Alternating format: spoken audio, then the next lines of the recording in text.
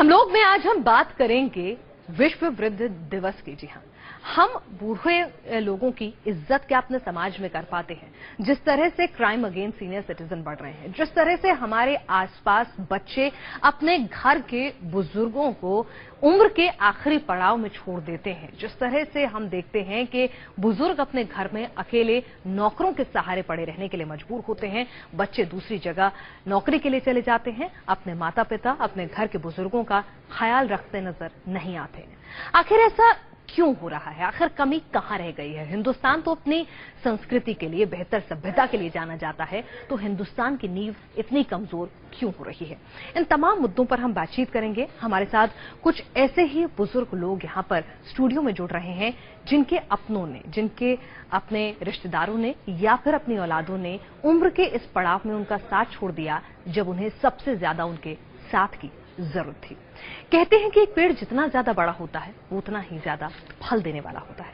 यही बात समाज के उस वर्ग पर भी लागू होती है जिसे आज की युवा पीढ़ी बूढ़ा कहकर वृद्धाश्रम में छोड़ देती है, घर से निकाल देती है। उन्हें लगता है उनकी प्रिवेसी में, उनकी फास्ट मूविंग लाइफ में डिस्टर्बेंस करते हैं, बहुत टोका टोकी करते हैं।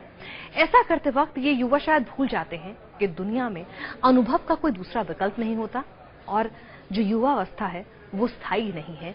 एक ना एक दिन आपको भी बुढ़ापे की सीढ़ी पर चढ़ना ही है। तो आज हम इन्हीं बुजुर्ग लोगों से बातचीत करेंगे जिन्होंने अपनों ने ठुकरा दिया या फिर समाज ने उनके साथ अच्छा व्यवहार नहीं किया है। इंटरनेशनल एल्डर्स डे तो हम मनाते हैं, लेकिन अपने ही घर में इन बुजुर्गों को इज्जत क्यों नहीं देते हैं? इनसे चर्चा करें। हमारे साथ खास मेहमान हैं सुरेंद्र सिंह जी, हमारे साथ इस वक्त मौजूद हैं। हमारे साथ कमलेश दत्ता जी हैं, हमारे साथ आज्ञा कौर हैं, अनुरंजन सिंह जी हैं और हमारे साथ यहाँ पर रवि कालरा जी हैं, जो इन ऐसे ही समाज के उपेक्षित, परिवार के उपेक्षित बुजुर्गों के लिए मदद का हाथ बनकर सामने आते हैं। लेकिन उससे पहले जरा एक रिपोर्ट देखिए कि आंकड़े क्या कहते हैं। हमारे इस सभ्य समाज में, हमारे उस हिंदुस्तान में जो अच्छी नींव का दावा करता है, दम बढ़ता है अच्छे संस्कारों का, हमारे बुजुर्गों की क्या हालत है, जरा इस रिपोर्ट में देखिए, फिर चर्चा करेंगे। एक बाप अगर अपने बेटे की जिंदगी का पहला कदम उठाने में उसकी मदद कर सकता है, तो वही बेटा अपने बाप के आखिरी कदम उठाने में उसे सहारा क्यों नहीं दे सकता? जिंदगी भर अपने बच्चों पर खुशियां लुटाने वाले मां बाप को किस जुर्म में आंसुओं और तन्हाई की सजा सुना दी जाती है? फिल्म बागबान के जरिए युवा पीढ़ी के सामने उठाए गए ये वो सवाल हैं जिनके जवाब आज हर वो बुजुर्ग तलाश रहा है जो तिनका तिनका जोड़कर बच्चों के लिए आशियाना बनाता है। लेकिन दुख होता है तब जब पैर लड़खड़ाने की दहलीज पर वही बच्चे इन बुजुर्गों को बेसहारा छोड़कर आगे निकल जाते हैं। माता पिता अपने जिंदगी भर की कमाई बच्चों की जिंदगी संवारने में लगा देते हैं, इस उम्मीद में कि बेटा बड़ा होगा तो सहारा बनेगा। लेकिन विडंबना देखिए, बेटा वृद्धाश्रमों के सहारे छोड़कर माता पिता को बेसहारा कर देता है। घर तो था बेटे, बता रही ना आपको, हमारी बहू निकम्मी है बहुत। उसने क्या किया कि मैं मम्मी को नहीं रखने की, तो मेरे बेटे ने कहा कि इतने दिन मुझे इतनी उम्र होगी, कोई मुझे क्या कहेगा, नहीं माननी, नया के लिए। ये है बहादुरगढ़ के रहने वाले पीएम सहाय। इन्होंने सारी उम्र बतौर मैनेजर एक बैंक में नौकरी की। जो पैसा कमाया उससे दोनों बेटों को पढ़ा लिखा कर चार्टर्ड अकाउंटेंट बना दिया। सोचा था बेटे कमाएंगे तो जिंदगी आराम से गुजर जाएगी, लेकिन बेटों ने बुढ़ापे में सड़क पर ठोकरें खाने को छोड़ दिया। हालात ये है कि 73 साल की उम्र में ये पेट पालने के लिए घूम घूम कर खिलौने बेच रहे हैं। हालांकि सहाय साहब अकेले नहीं हैं जो उम्र के इस पड़ाव पर अपनों की बेरुखी झेल रहे हैं। पास रखती, मैं अपने पास रख के सोती, वो तो करी मेरे को इसकी याद तो बेटे की, चाहे वो बेटा बन के रह रहा था, पर मेरे को अपने बेटे की याद तो बहुत सताती है। देश की सड़कों पर हजारों मिल जाएंगे जो अपनों से ठुकराए जाने के बाद न सिर्फ तन्हाई झेल रहे हैं बल्कि रोजी रोटी के लिए भी संघर्ष कर रहे हैं। माना जाता है कि युवा पीढ़ी और बुजुर्गों के बीच दूरियां बढ़ने की वजह आपसी विचारों में तालमेल की कमी है। आज का युवा चाहता है कि उनकी जिंदगी में किसी तरह की रोक टोक ना हो, जबकि बुजुर्ग परिवार को अपने अनुभव के आधार पर चलाने की कोशिश करते हैं। यही वजह है कि ये युवा पीढ़ी या तो बुजुर्ग माता पिता को वृद्धाश्रम का रास्ता दिखा देती है या खुद उन्हें तन्हाई में छोड़कर अलग रहने चल जाती है। Team news nation. शायद ये तस्वीरें हमारे आगे बढ़ते समाज को शर्मसार कर देने के लिए काफी हैं, क्योंकि कहा जाता है अगर आप अपनी जड़ों से नहीं जुड़े रह सकते, अगर आप अपने इतिहास को, अपनी धरोहर को नहीं संभाल सकते, तो आप सही मायनों में आगे नहीं बढ़ सकते हैं। जैसे आप अपनी तरक्की समझ रहे हैं, दरअसल वो सब कुछ खोखला है, क्योंकि उम्र के इस पड़ाव में आपको भी आना है। जिस जनरेशन गैप का हवाला देकर आप उन बुजुर्गों को सड़कों पर छोड़ देते हैं या फिर कहते हैं कि ठीक है हम तो मूव आउट कर रहे हैं इस घर से, आप रहिए, हमें आपका घर भी नहीं चाहिए, क्योंकि आपको उस लायक बनाया है कि आज आप इस तरह से कमा सकें कि अपना एक अलग घर जो है ले सकें। तो सवाल ये है कि ऐसा आखिर हो क्यों रहा है, दिक्कत कहां आ रही है, इसको भी हम समझने की कोशिश करेंगे और शायद कुछ ऐसे बुजुर्गों की आप बीती सुनाएंगे आपके सामने, ताकि आपकी आत्मा भी झकझोरे और आपसे सवाल करे कि आप उम्र के इस पड़ाव में अपनों को यूं क्यों तिरस्कृत कर रहे हैं। हमारे साथ तमाम खास मेहमान हैं। सरदार सुरेंद्र सिंह जी, अगर मैं आपसे पूछूं, उम्र के इस पड़ाव में अपने साथ आते हैं क्या? उम्र के इस पड़ाव में अपने घर परिवार वाले साथ आते हैं, साथ खड़े नजर आते हैं, या छोड़ देते हैं कि भाई एक्स्ट्रा बैगेज है घर का? सर इस वक्त के हिसाब से तो मेरे घर में नॉर्मल है, अभी इतने मीडियम टाइप जैसे है। जमाने के हिसाब से तो बाहर सुनने में बहुत कुछ आया है कि माँ बाप को पूछते नहीं, और वाकई सुनने में आया, देखा भी है। और मैंने तो अपनी लाइफ के साथ बच्चों को इस तरह बनाया है, मेरे को थोड़ी सी आती भी है, करते भी हैं, लेकिन उनको समझाता हूँ बेटे मैं भी अगर बाप हूँ तो काल को आप भी बाप बने हैं, बच्चों को देखोगे तो कुछ ना कुछ अपने हिसाब से चलो। तो थोड़ा सा वातावरण को बदल देता हूँ, कुछ अपने आप को चुप कर जाता हूँ। तो कुछ मैं सेवा अपने पार्कों में लगाई हुई है, मैंने एक पार्क ले रखा है गवर्नमेंट। तो आपको लगता है कि जब कई बार क्या होता है कि बच्चों को टोका टोकी पसंद नहीं है और माँ बाप के लिए बच्चे हमेशा बच्चे ही रहते हैं, चाहे वो उम्र के किसी भी पड़ाव में हो जाए, तो बुजुर्गों को भी चाहिए कि कहीं और अपना ध्यान लगाएं? नहीं बिल्कुल राइट सर। एक्चुअली क्या है, हम तो आज तक बाप की फोटो देख ले तो डर लगता है सर। तो आज मैं अपने बच्चों से भी डरता हूँ, अगर बच्चों से डरने के बाद उनके बच्चों से भी डर लगता है सर। क्यों लगता है कि सर वातावरण ऐसा बदल चुका है, ना तो उनको कह सकते हैं कि ये बेटा ये नहीं वो करो। एक बुजुर्ग आदमी अपनी जिंदगी गुजारता है तो वो पहचान करता है अपनी जिंदगी के मैं रास्ते में मेरे रुकावटें आई, इनके सामने ना आए। अब उनके सामने अगर आती हैं, अगर हम उनको कहते भी हैं, जब उनके सामने रुकावटें आती हैं तब थोड़ा सा पछतावा करते हैं। जब बुरा वक्त आता है तब याद आता है कि हाँ हमारे बुरे कर्म में उनका फल है। बुरा आता है सर। जब अच्छा दिन होता है तो माँ बाप कहीं याद नहीं आते। नहीं सर, मैंने कुछ परमात्मा की दया है, डर लगता है ऐसे गलत काम नहीं करे। बच्चे हमारे 99% तो नहीं कहूंगा, क्योंकि जमाना ऐसा आ गया, अगर करते हैं तो चुप कर जाता हूँ, छोड़ो परे, छोड़ो अपनी इज्जत अपने हाथ। सेंट्रल गवर्नमेंट का रिटायर आदमी हूँ तो थोड़ा सा मुझे पेंशन मिल रही है तो मैं अपना गुजारा कर रहा हूँ। अब मैंने उनको ऐसे दिया है, ऐसे नहीं किया।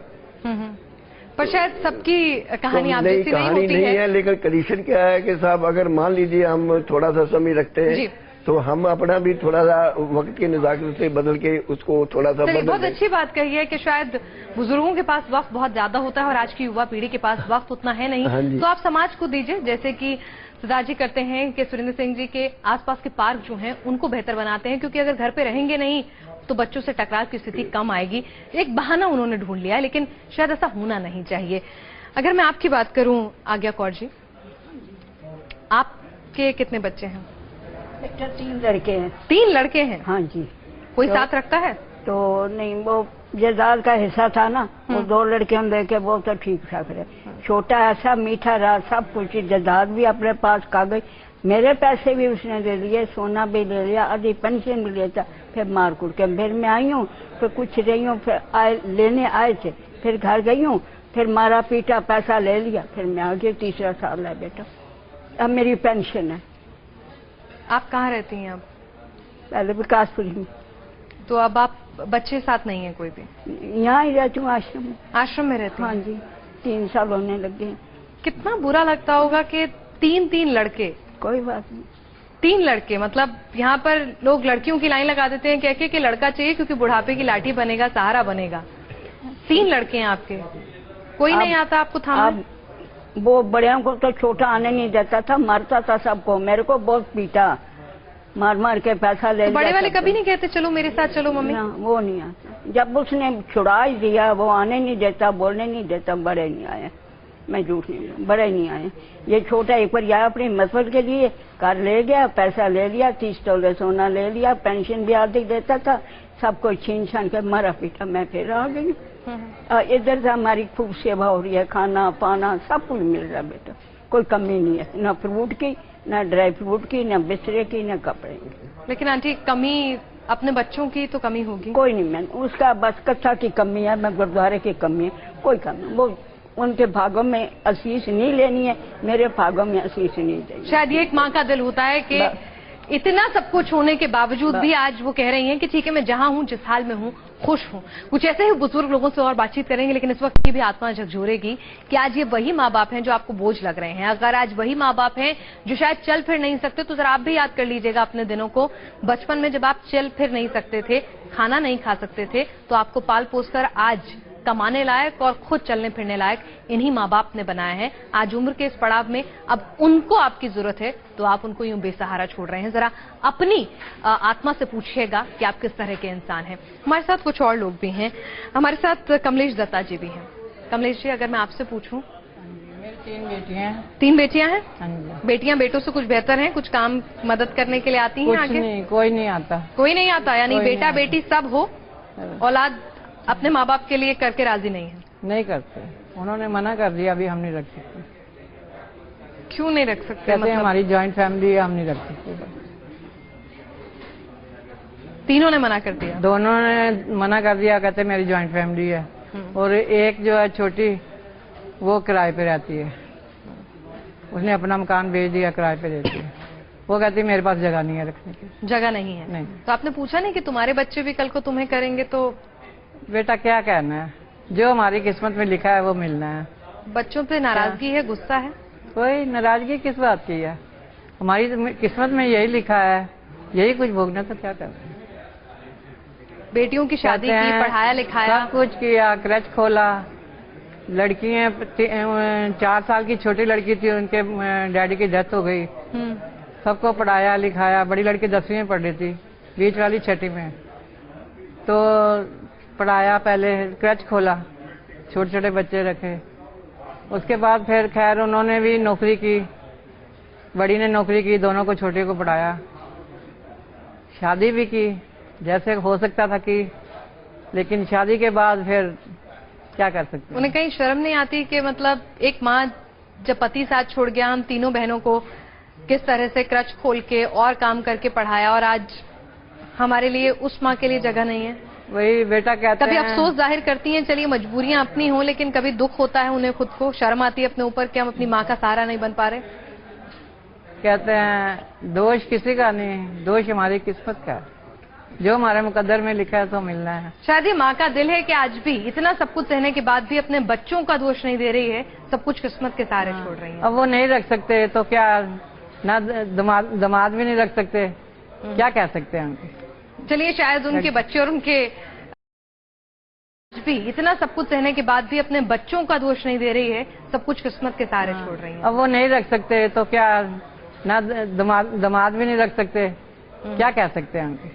चलिए, शायद उनके बच्चे और उनके पति अगर इस कार्यक्रम को देख रहे हों तो आप ये देखिएगा, अगर आपके बच्चे भी कल को आपको नहीं रख पाएंगे तो आपका भी हर्ष यही होगा। कहते हैं हिस्ट्री रिपीट्स इटसेल्फ, किस्मत जो है पूरा घेरा चक्कर लगा के यहीं इसी धरती पर स्वर्ग नर्क आपको भोगने पड़ते हैं। हमारे साथ और भी खास मेहमान लगातार, अनुरंजन सिंह जी हमारे साथ हैं। आप अगर अपना मेरी एक डिफरेंट कहानी है। अच्छा। इन लोगों से मैंने शादी ही नहीं की। अच्छा। और अपने भाइयों के लिए मैंने क्या नहीं किया, सब कुछ किया, और बहुत प्रमोट करके करोड़पति नहीं, मिलियनेयर नहीं, बिलियनेयर तक बनाया है। लेकिन जब मेरा वक्त आया तो मुझे उठा के फेंक दिया गया, और मैं आज गुरुकुल में दी अर्थ सेवियर फाउंडेशन में एक सेवादार के रूप में कार्यरत हूँ, या सेवादार हूँ, क्योंकि इन्हीं लोगों का हश्र देख के मैंने अपनी जिंदगी इन लोगों की सेवा में बिता दिया है। तो आपके भाई को आपने मदद की? मदद कुछ भी नहीं थे हमारे भाई, और मैंने अपने भाइयों को करोड़ों पति, किसी को एम्प्लॉयड, कोई गवर्नमेंट एम्प्लॉयड है, कोई 4 भाई और हैं हमारे अलावे। लेकिन जब मेरा वक्त बुरा आया तो कोई ने देखा, सिर्फ गुरुकुल में हमें डाल दिया गया। मैं इन्फेक्शन हो गया था काफी, कीड़े वगैरह पड़ गए थे। वहाँ पर सुविधा मुहैया हुआ हमें गुरुकुल में और हम ठीक हो गए और वहीं का बन के अब बन रह गए हैं। और इन्हीं बुढ़ापों को दोस्त मान के अपनी जिंदगी, अपनी तन्हाइयों को इसी में लपेटे हुए हैं। आपकी जिंदगी जीने के जज्बे को और पॉजिटिविटी को सलाम करना चाहूंगी, क्योंकि हमारी जिंदगी में तो जरा सी मुश्किल आती है तो हम इतने नेगेटिव हो जाते हैं, पर आप अभी भी इतनी जिंदा दिली रखे हुए हैं, काबिल तारीफ है। और यहाँ रवि कालरा जी भी हमारे साथ हैं। उन बुजुर्गों का हाथ थामते हैं वो जिनको अपने साथ छोड़ देते हैं। रवि जी, कहाँ से सोचा कि आपको ये लोगों की मदद करनी है, बुजुर्गों की मदद करनी है? एक्चुअली 25 साल से तड़प थी सेवा की। बहुत दुख लगता था, सड़कों के ऊपर देखता था कि कोई कचरा खा रहा है, कोई बिना कपड़ों के घूम रहा है, बड़े बड़े नाखून हैं, कई कई सालों से नहाए नहीं हुए। तो एक 2007 में ऐसा टाइम आया, तब बहुत कंफर्ट जोन था मेरा। तो दिल्ली के अंदर मैंने एक गरीब बच्चे को और एक कुत्ते को एक साथ कचरा खाते हुए देखा। उसी समय फिर अपने लिए जीना छोड़ दिया और आधी आधी रात को मैं जाके ढूंढता हूँ ऐसे बुजुर्गों को जिनके बच्चे घरों से निकाल देते हैं या जिनके पास कोई जीने का सहारा नहीं है। कोई रिकंसाइल कराने के लिए कभी आपको कोई लगता है कि किसी को आत्मग्लानि होती हो और लौट कर आता हो, ऐसा भी कोई केस आता है? ऐसे बहुत कम केस होते हैं। मोस्टली केसेस में तो यही होता है कि बच्चे अपने माँ बाप को घर से निकाल देते हैं और इतना बुरा लगता है कई बार जब डेथ हो जाती है तो अस्थियां लेने भी नहीं आते, बोलते हैं हमारे पास टाइम नहीं है, आप ही विसर्जन कर दो।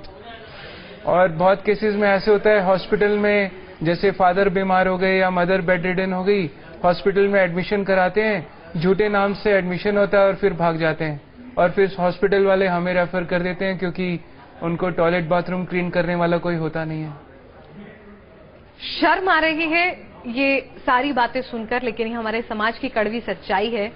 और शायद जो बच्चे इस कार्यक्रम को देख रहे हैं, कम से कम आप अपने माँ बाप के साथ ऐसा सलूक मत करिएगा। आप कम से कम यहाँ पर ये प्रेरणा लीजिए। हमारे साथ भारती देवी जी भी हैं और कृष्णा जी भी हैं, कृष्ण घोष जी। भारती देवी जी, मैं आपकी आप बीती जानना चाहूंगी। बताओ, बोलिए, अपने बारे में बताओ। हम दिल्ली से आई जी। दिल्ली गेटर कैला से पहले थी। अच्छा। वहाँ कोटी में काम करती थी, वहाँ ही हम रहते थे। हम किराया एक मकान कोटी लिया, किराए देती थी, किराए दिए रहते थे। हमारा कोई नहीं है, हम एकदम ही अकेला वहाँ काम करते थे और वहाँ ही खाना वाना खाते थे, रहते थे। रात को बारी घर पे आते थे, आके विश्राम लेते थे, तो सुबह चला जाते थे। ऐसा करते करते बहुत साल काम, 7 साल काम किया। एक दिन जीना से गिर गया, जीना से गिर के हमारा पाँव टूट गया। टूटने के बाद हॉस्पिटल जाके प्लास्टर हुआ। 3 महीना घर में थी, 3 महीना देखने का कोई नहीं थे, कोई रिश्तेदार नहीं, कोई नहीं, बच्चा, कोई नहीं, कोई रिश्तेदारों नहीं है, कोई बच्चा उच्चा नहीं है। जो मकान मालकिन थी वो उन लोग के ना हमको बहुत देखा, सेवा करा। चलिए, यहाँ पर कुछ ऐसे भी उदाहरण हैं जहाँ लोग मदद के लिए आते हैं। कृष्णा जी, अगर आपसे पूछूं, आपके परिवार में कौन कौन है? आप बताएं, आप बोलिए। हेलो। हाँ कृष्णा जी, आपके परिवार में कौन कौन है? हमारे परिवार के कोई नहीं है, एक बेटा है और हम। हाँ। बेटा ध्यान रखता है आपका? हाँ, ध्यान रखता है। अभी हॉस्पिटल के आए, सफदरजंग हॉस्पिटल में दिखाने के बाद ये कैसा हो गया हम मालूम नहीं। हाँ, वो चला गया, हमको सफदरजंग हॉस्पिटल में बैठे के रह के चला गया। हाँ, आया नहीं लौट के? फिर कहाँ गया पता नहीं। बहुत फोन किया, बहुत बार फोन किया। उनके पुलिस को बताया हम, हमारा बेटा हमको छोड़ के चला गया, हम कहाँ जाए। हाँ, मेरा बेटा ऐसा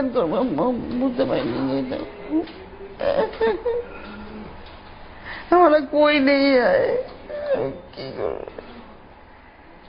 शर्म आती है ये तस्वीरें देख के। आपका बेटा अगर आपको देख रहा है, एक माँ आज भी तड़प रही है और माफ करने को तैयार है, उन्हें अपना बेटा चाहिए। आपको गुस्सा नहीं आता कि वो आपको ऐसे छोड़ के चला गया, भाग गया, जिस उम्र में उसको आपकी सेवा करनी थी?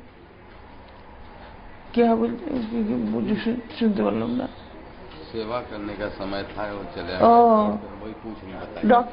ডক্টর ভগত আমাদের কি সত্যি ডক্টর ভগত আমাদের বহু सेवा करते, बहुत बहुत। आज 15 दिन उनको आश्रम में है, बहुत सेवा करते डॉक्टर भगत। हाँ डॉक्टर साहब, आपसे पूछना चाहूंगी, अगर आप इन बुजुर्गों की मदद के लिए आगे आ रहे हैं, लेकिन कहीं ना कहीं आपको भी इनकी कहानियां अंदर तक झकझोर देती होंगी कि हमारा समाज आखिर जा कहां रहा है? देखिए, समाज का तो बड़ा पतन हो रहा है, और चूंकि वक्त ऐसा आ गया है, हम कहेंगे, एक तो बुजुर्गों का जो एक लंबा पीरियड, अब 70, 80, 90 साल तक बुजुर्ग जिंदा हैं, और उस समय एक बीमारी भी आजकल जो अल्जाइमर डिमेंशिया की है, जिसमें मेमोरी लॉस हो जाती है, और मेमोरी लॉस हो जाती है तो बहुत सारे बुजुर्ग तो भटक के रोड पर चले जाते हैं, और बहुत लोगों को बच्चे निकाल देते हैं। वाकई में ये शर्मसार कर देने वाली इन तमाम बुजुर्गों की आप बीती है, और ये तो कुछ उदाहरण भर हैं। देश भर में ऐसे कई हजार लाखों बुजुर्ग जो हैं अपनों ने बेसहारा उम्र के इस पड़ाव में छोड़ दिए हैं। हम लोग में इनकी कहानी को आपके सामने लाने के पीछे हमारी बस इतनी ही कोशिश थी कि कम से कम अगर आप इनके परिवार से ताल्लुक रखते हैं तो उम्र के इस पड़ाव में इन्हें बेसहारा मत छोड़िए, क्योंकि अपनी धरोहर और जड़ों के साथ रहेंगे तभी आप सही मायने में आगे बढ़ पाएंगे। लेकिन आप सभी के जज्बे को मैं सलाम करती हूँ। कालरा साहब, आप एक बेहद नेक काम कर रहे हैं, आप इस काम में आगे बढ़ें, आपको बहुत बहुत शुभकामनाएं। और हम लोग में आज के लिए बस इतना ही।